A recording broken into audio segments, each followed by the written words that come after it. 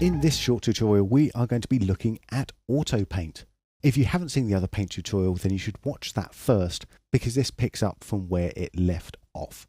So if you remember this shot, we've come in and we've painted out some of the people very quickly using the clone brush.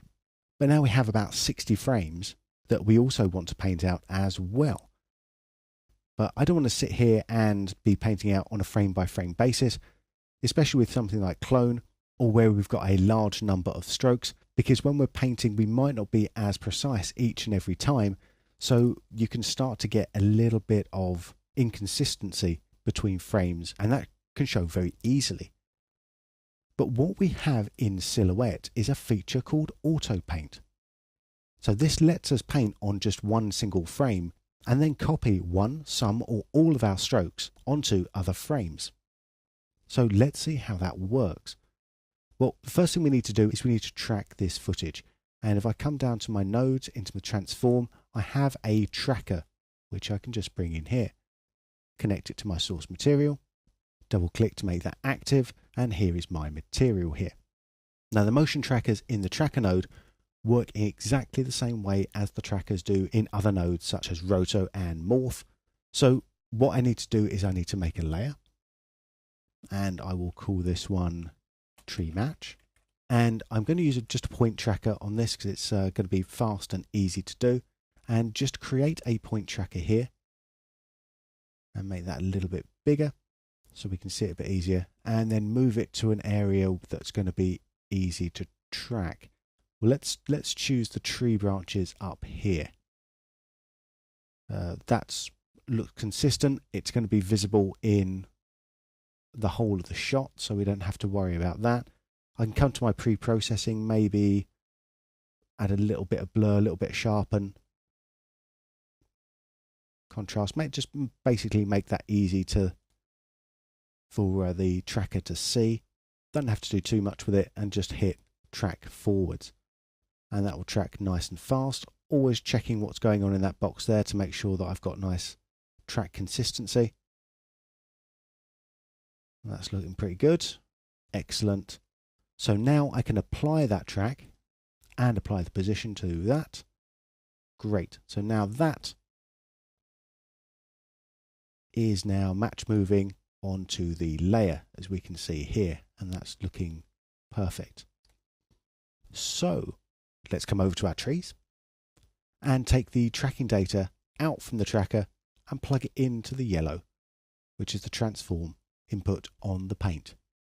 So now in paint, if I come down to my transform drop down here, we can see that we've got the tree match layer available to us.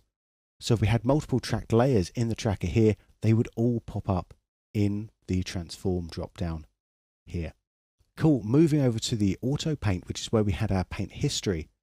What I can now do is I can now select all of my strokes and click on match move at the bottom, and now I can just decide what range that I want to do the auto paint on. Do I want to just do the current frame? Do I want to do the work range, all, or do I want to do a custom range here?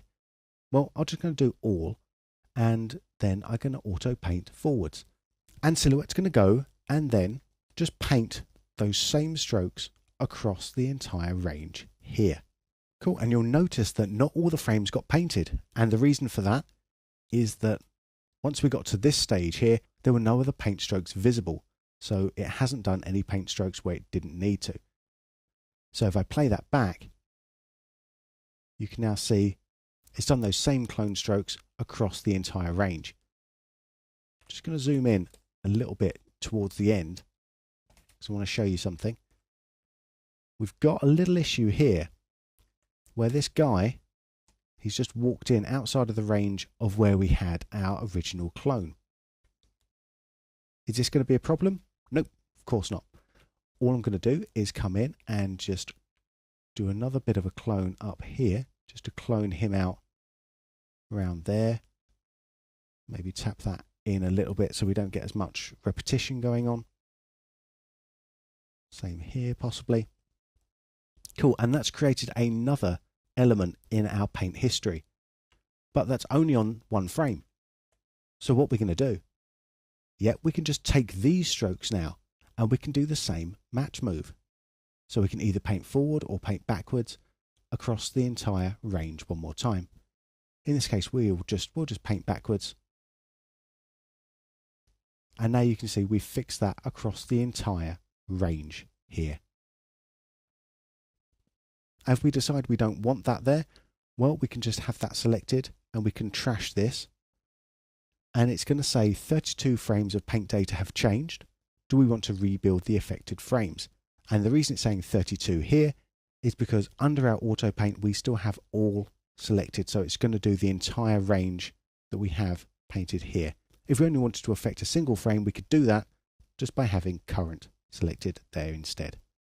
So let's rebuild all those frames and you can see that it goes in and now repaints everything up for us. Cool. And that's the basic idea behind Auto Paint.